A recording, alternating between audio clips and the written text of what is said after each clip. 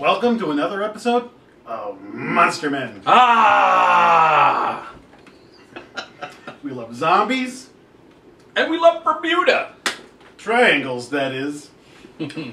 Today we are going to talk about the Bermuda Triangle, one of a paranormal fan's favorite locales, bodies of water. It's your building block for paranormal Yeah.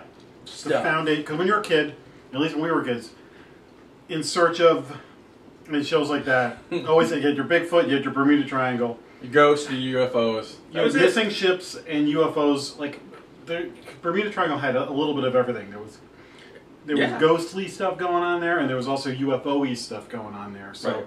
It was sort of the place to be. And Jack recently went down to Bermuda, hence the shirt. So took a family cruise to Bermuda and couldn't wait to be at the tip of the Bermuda Triangle. The Bermuda Triangle is starts in Bermuda, goes to Florida, Puerto Rico. With the Bahamas in between there. So where I was like, you know, the top of the triangle. Looking at all the different things you can do in Bermuda, and my sister shows me the options, and she goes, "This looks like something you'd like to do." Right. Nighttime glass bottom boat Bermuda Triangle cruise. Now, first of all, nighttime. What do you see in a glass bottom boat at night? Well, they have floodlights that under the boat. Okay. So it was sold to me as you go out, you look at a couple of different shipwrecks, Right. and then while they're out there, they turn off all the lights. You go down, they turn on the floodlights. You look at a couple of shipwrecks, and they tell stories about the Bermuda Triangle. Ooh, spooky. I'm going backflips. Oh my God, I got this. Me and my nephew and my father. Right. We pick a night that we can do it. The rest of my family goes off and does something else. We're like, we got to do the glass bottom boat. Absolutely. Bermuda Triangle. Oh my God. That's cool. I couldn't wait to get back and tell you, like, look at this. So we pay in advance. It's like $50 a person. Nothing is cheap in Bermuda. Oh my God. Get on the boat. Sun's starting to set. Start to head out. And this young kid is captain of the boat. Is just telling bad joke after bad joke. And you start to feel conscious of the fact that nobody's laughing. You're doing the polite laughter thing. He's bombing. He's bombing. So at one point we pass a stretch of land that, and he's just telling us stuff about Bermuda. And like, what are those things? Oh, those are bird sanctuaries or whatever, like little cave things for birds and stuff. Finally, like, oh, this stretch is called Daniel's Island, but it used to be called Devil's Island, but they changed the name to make it, you know, more friendly. Tells a story, the famous story of the Ford Navy planes, I guess, in 1945 that disappear. Flight 19. Flight 19. And then we can go into the Flight 19 more. Talks about maybe one other thing that happened and says, oh, and boats and planes are still disappearing to this day.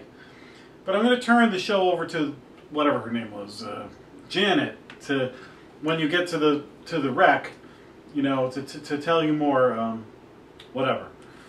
So, any questions? So my nephew raised his hand. How many ships are we going to see? Right. Oh, we're just going to see one. So immediately, right? Wait a minute. I thought we were $50? Yeah, I thought we were going to see two. So then, whatever her name is, Janet, gets on the mic and, okay, everybody, you know, be careful. Go down to the bottom, and we're gonna. Sun's setting now. Right. Starts telling us how shipwrecks don't look like they do in your aquarium. You know, where I wouldn't think the so. Pirate ship with a skeleton at the wheel, like with bubbles blowing up out of the treasure chest. Yeah.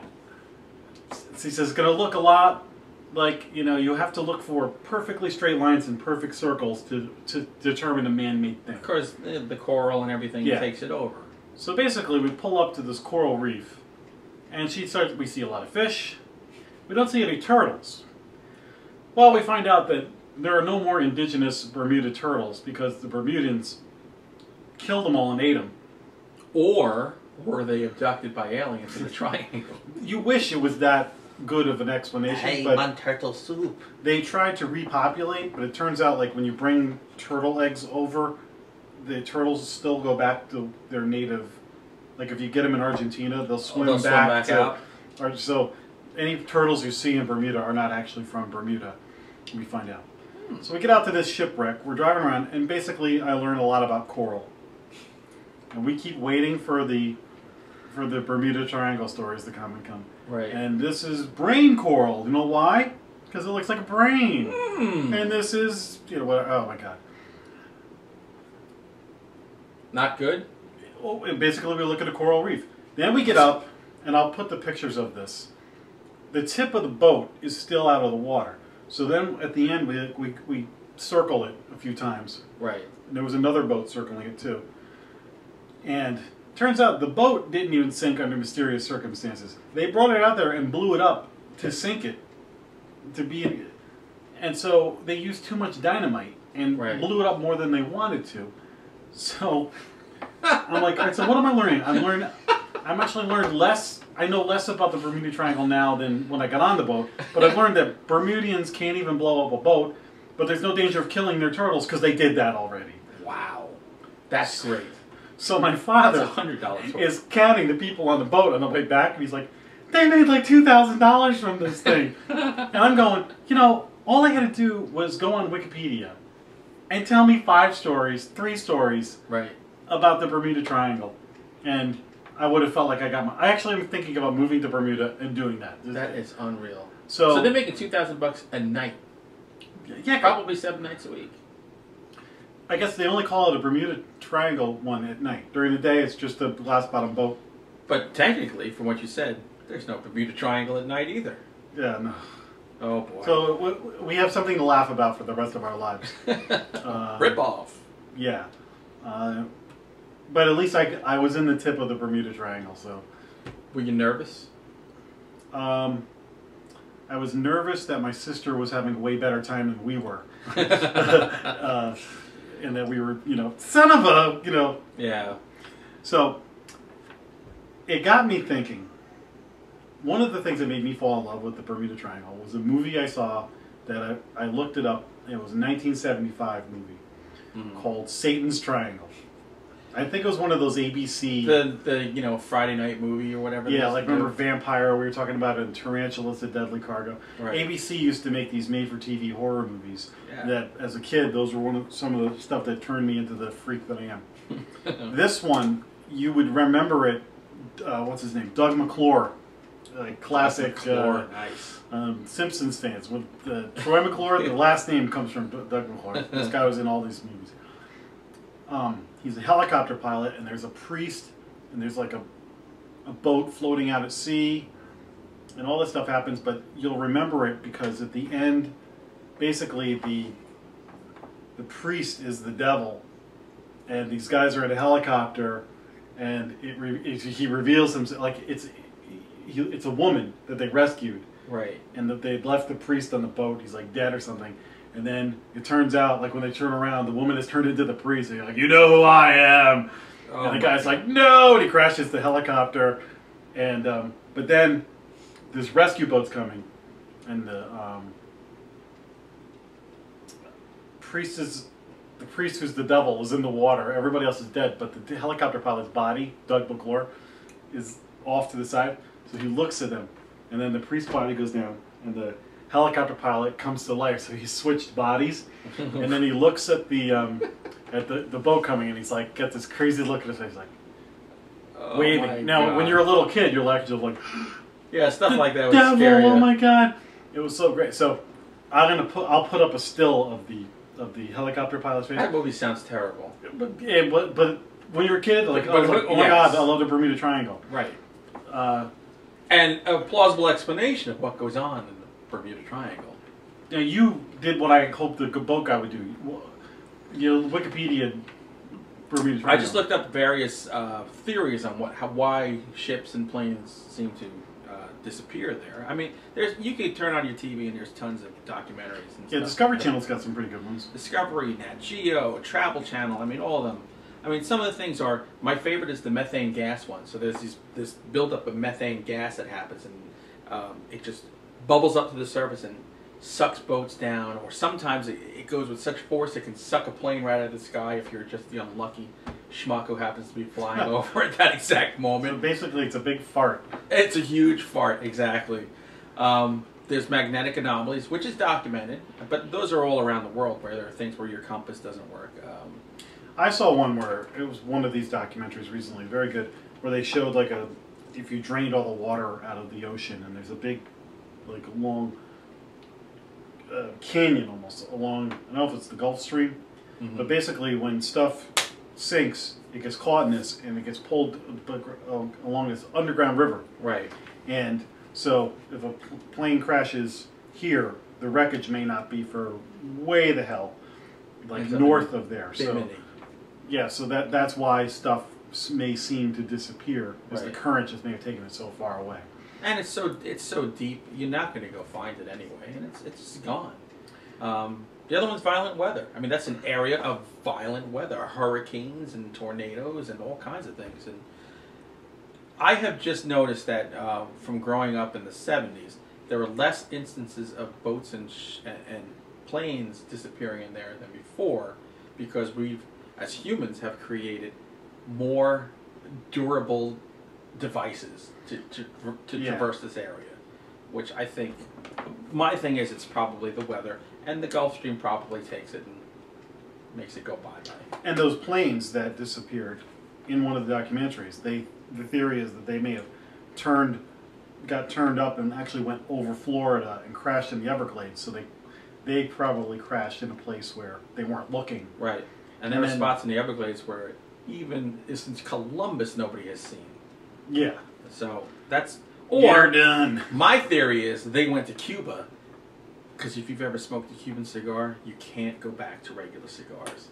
And they got themselves a little mamacita and maybe some mojitos, and they said... Why go back? Exactly. All right, so if you have a Bermuda Triangle story, go to our Facebook page and tell us about it. If you've been lost and then found out at the Bermuda Triangle, we'd like to know where you were.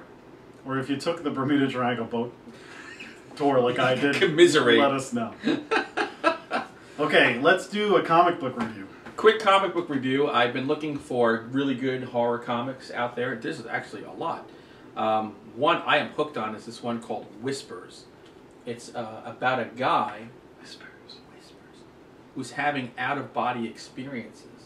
And he's seeing exactly what's going on with like his ex-girlfriend who's a drug addict. But through these things of him walking through his friends and family's lives, floating through, there's this demon in there that is, one scene shows the demon actually eating a baby.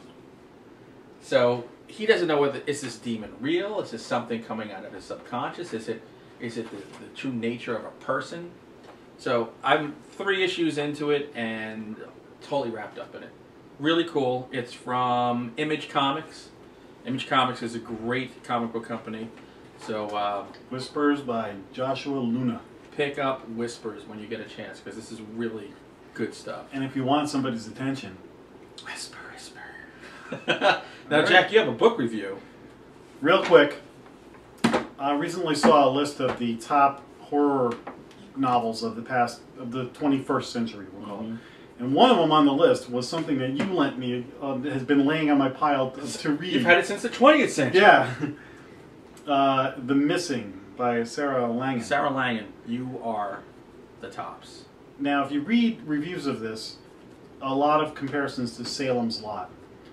Basically because it's a small town in Maine that gets overrun. These are not quite zombies and they're not quite vampires. No.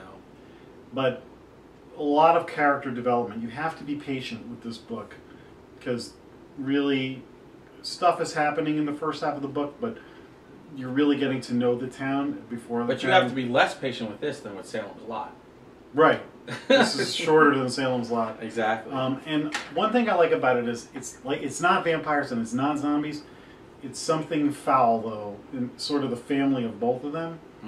But something new, so there's not so many rules to piss and moan about. Like, vampires are afraid of She's a crosses great writer, and she is a great writer. Like, just the language she uses, descriptive and... If you're on Facebook, follow her on Facebook, because she comes out with some witty crap out there. It's great.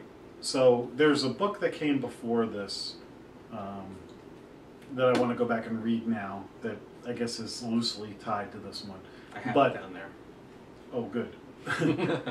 But I would suggest that this is a good read. And the last half of this book really cooks. Yeah. So it's definitely worth the time. So check out The Missing. Give it a shot. If you're looking for a good read. But, you know, read Evil Eternal and Force of Shadows, Evil Eternal. Swamp Monster Massacre when that comes out. Yeah. And, you know, if you're navigating the Bermuda Triangle, you know, be careful out there. Please. All right, we will see you next time on Monster Men.